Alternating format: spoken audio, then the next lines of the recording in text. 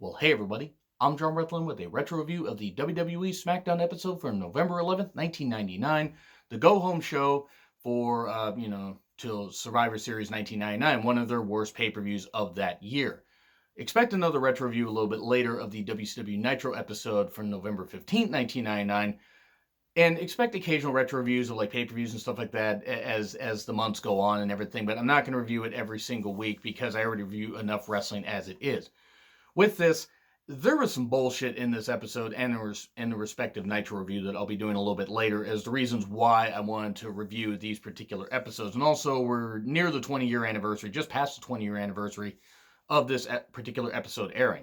So, we do get the old school SmackDown intro, and then the commentary hypes up that, oh yeah, Arnold Schwarzenegger is going to be there to hype up End of Days. You remember the movie End of Days? You shouldn't. It was shit.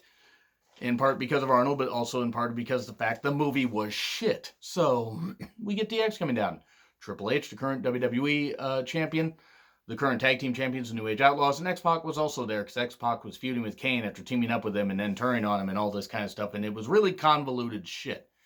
Here is something that I just don't understand why anybody thought this was a good idea, even in 1999. They show footage from Raw, where Road Dogg takes the cameraman backstage and takes him into a locker room, and it looks like this woman's being assaulted, and various members of DX are trying to get to her and take her clothes off and this kind of stuff, and it's Stephanie, and oh boy, and they're laughing because implied sexual assault is so funny, isn't it? No, it's not. It's fucking terrible. I hated this back then. I hated the miscarriage angle that happened earlier in the year with Terry D'Lo and the like. That was absolute shit. And don't worry, I'm going to get to other shit that Ed Ferrara did a little bit later on in the next review.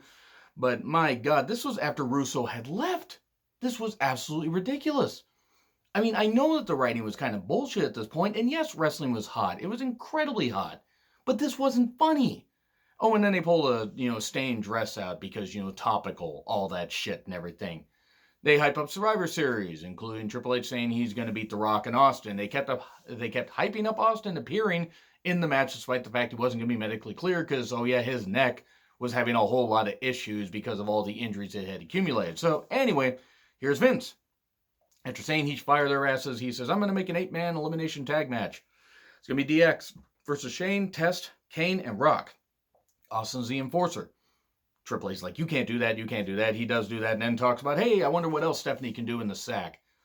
Again, gangbangs and, sexual assault are so goddamn funny, aren't they? Oh, by the way, Test runs down, gets the shit beat out of him, gets his nose broken. Actually, it seemed like legit. Or somebody bladed his nose or something, but he got beat up. It was really ill-advised. I don't understand what they were doing with Test. They really didn't do that much with him after 1999. Well, nothing really good besides teaming him with Albert and Trish, T&A, funny, boob jokes. So, moving on from that. This took 14 minutes, almost 15 minutes of a 2-hour show. And if you cut out the commercials, that's like 85 minutes. So the first 15 minutes of this were taken up by this talking segment. And then we get a Kurt Angle vignette where he's talking about, fitting in with the roster and showing the roster what he can do and stuff like that. And it's so cheesy and it's so ridiculous. It's just funny to see Kurt Angle at this point. And he actually made his debut on pay-per-view at Survivor Series 99 just a little bit later. He faced off against Meat, a.k.a. Sean Stasiak. No, really, that was something that actually happened. So we then get Vince and the Stooges waiting for Arnold, and then we finally get to our first matches. Edge with Christian versus Hardcore Holly with Crash Holly. All these matches were essentially just to hype up Survivor Series that was happening in a few days, as these teams would be on respective Survivor Series elimination teams. There really wasn't much to this one. It ended with a superplex into a small package, and Hardcore Holly won. And then Arnold arrives, and he's hanging out with Vince and the Stooges, and I'm not going to attempt to do an Arnold accent. You can do that in the comments, or you can picture, Arnold trying to blend in. And Arnold is a wrestling fan. I do want to make that very clear. He is a wrestling fan, but boy, End of Days was a shit movie. I just can't get over how shit that was. So then we get, clips teasing Big Show's father's funeral, which if you don't know the background for that, I'm gonna go really, really quickly. Big Show, I believe, lost his dad sometime in 1992. And it was while he was going to work, this kind of stuff, and he couldn't say goodbye to him.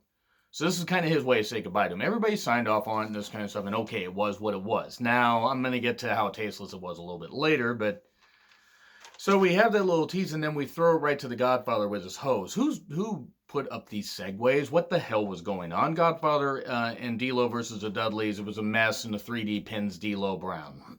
And then DX babbles some more about going to beat up Arnold Schwarzenegger and this kind of stuff. And then we get Val Venus versus the British Bulldog with the Mean Street Posse. More Survivor Series hype. Bulldog was current European champion. If you forgot about that, I don't blame you, because pretty much after Bulldog had lost the European Championship to Shawn Michaels, and after, like, by 1999, the European Championship didn't mean anything, which is sad because there were still some good champions. But it was a quick DQ, Blackman, Henry, and Gangrel, who were teaming up with Val Venus for Survivor Series Rundown, and we get all that. And Arnold and The Rock are talking, and Arnold saying there's a lot to do brownies in Hollywood. I love how I said I wouldn't do an Arnold accent, and now I've just embarrassed myself and everybody. But funny how now Rock is in Hollywood doing a whole bunch of stuff. And is a new action hero. And he's doing great. Even if his movies don't do all that great, he's still so goddamn busy. It's so goddamn amazing. Then we get Big Show's father's funeral. Okay. I know that people like absurdity like this, and don't get me wrong, I know all the parties involved were fine with this.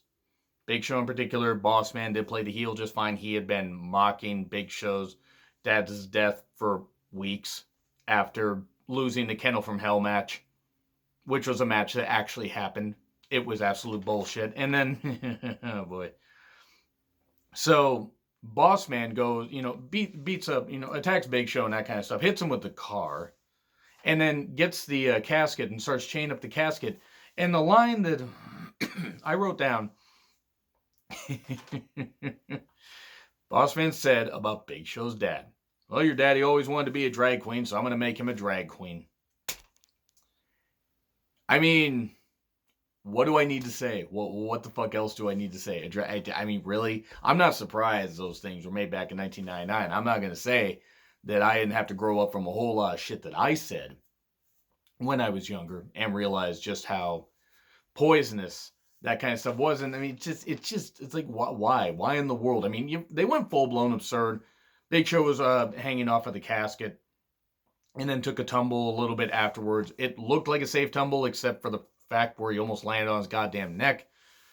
This was just credit to everybody involved for trying to make it work. It's infamous in how bad it is, but it's so fucking terrible. And the whole thing about daddy always wanted to be a drag queen. Oh boy. I mean, and maybe it was just Boss Man's accent. Maybe he didn't say that, but that's what I heard. Oh boy. Big Boss Man versus Farouk hardcore title match. Weapons, plenty of stuff. I mean, really wasn't all that much here. And then Prince Albert interferes. He was in a can. They let him out, and then he hits Farouk, and then soon after Boss Man gets the win, Bradshaw comes down not a moment too late and attacks Albert and all that. That was ridiculous. We're thinking Kevin Kelly, Chyna, and Miss Kitty backstage. One of these things is not like the other, and Miss Kitty is that one. Terrible. She never belonged in wrestling. She never did. The only reason she was there is probably because Lawler liked her, because they ended up getting married a little bit later and then divorced. Probably because she realized being with somebody as creepy as Lawler wasn't a very good idea. So, Kevin Kelly, it's always weird to think that Kevin Kelly actually was in WWE for a bit and really should have been their lead commentator. But it's probably a good thing that he wasn't, because he went on to other companies, Ring of Honor, and then went on to New Japan, that kind of stuff, and now is doing great work in New Japan. Kevin Kelly is, to me, in my opinion, the best wrestling commentator going today. Morrow's right below him. Or you could put Morrow and Kevin Kelly. I mean, that's just my personal pick. Yeah, so they talk about this match is Chyna versus Chris Jericho at the pay-per-view for the Intercontinental Championship, because Chyna had just won it at No Mercy 99. And then we come back to Jericho beating up Chyna, throwing tampons and throwing, pads on her and this kind of stuff and busting her open. I guess maybe that was an implication she could use one of those to clean her up. I don't know what the hell the people were doing coming up with this shit. Yeah, this was weird. It was a weird feud that they had. And then he cuts promo on her afterwards. Says, I'm a man, you're a woman, this kind of stuff. And it was what it was. So yeah, let's get on with the rest of this review, and then I'll cut this, and then I'll do the next one. That, again, will be up very soon after this is uploaded. But we get Brian Christopher, so Grandmaster Sexay with Sky Too Hottie, aka Scott Taylor, versus Jeff Hardy with Terry and Matt, because Jeff and Matt Hardy had won the Terry Invitational Tournament. Tits, boob jokes. Do you get it? Do you get it? It wasn't good. There was a lot of sloppy interference and this kind of stuff, and Grandmaster Sexay wins. Hooray! They were unrespective tag team. They actually were. Too Cool was going to be teaming with the Hollies, and the Hardys are going to be teaming with Edge and Christian. So actually, I guess those matches tied together, but yeah, it was what it was. Arnold came into Stone Cold's locker room, and just talked to him a bit. I want to see you open the kind of whoop ass. I love how I completely went back on my word of like making fun or not making fun of Arnold. And I love Arnold.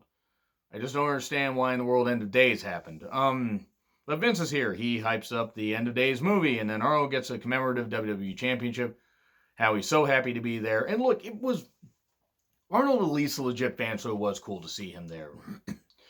DX backstage attacking someone. They were looking for Arnold. They attack stagehand. They do that. We get Ivory versus Tori, not Tori Wilson. She was in WCW Don't Worry. Oh, she's going to be in a segment I'll talk about in that next review. But Tori, the Sable Stalker. But they're going to have an all-women's match, like, sudden death women's match at Survivor Series 99. Sudden death. Speaking of which, here is Moolah. Her death wasn't sudden, and I wasn't sad that it happened. And fuck Fabulous Moolah, I'm glad she's dead.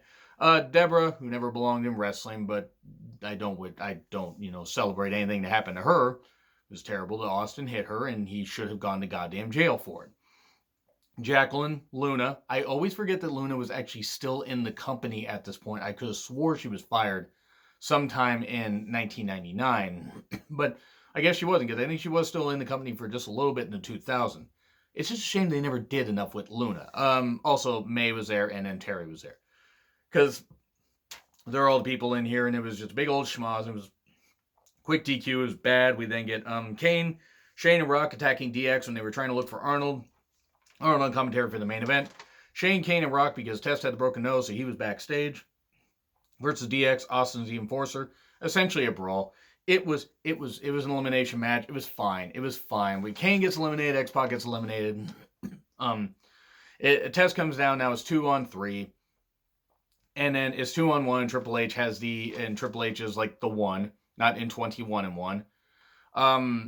Arnold got upset because the chair kept getting used, so what Arnold did is he slid a chair to Austin. Austin hit Triple H with the chair. Test covered Triple H, 1, 2, 3, and they never went anywhere with Test and Triple H. It was a real shame, because they could have at least tried to put him in the main event. It may have not worked, but sure as fuck didn't work by 2006, 2007, but I digress. Then Triple H goes after Arnold and gets slapped and punched by him and everything, and that's how the show ends. This show was a mess, and it honestly was not...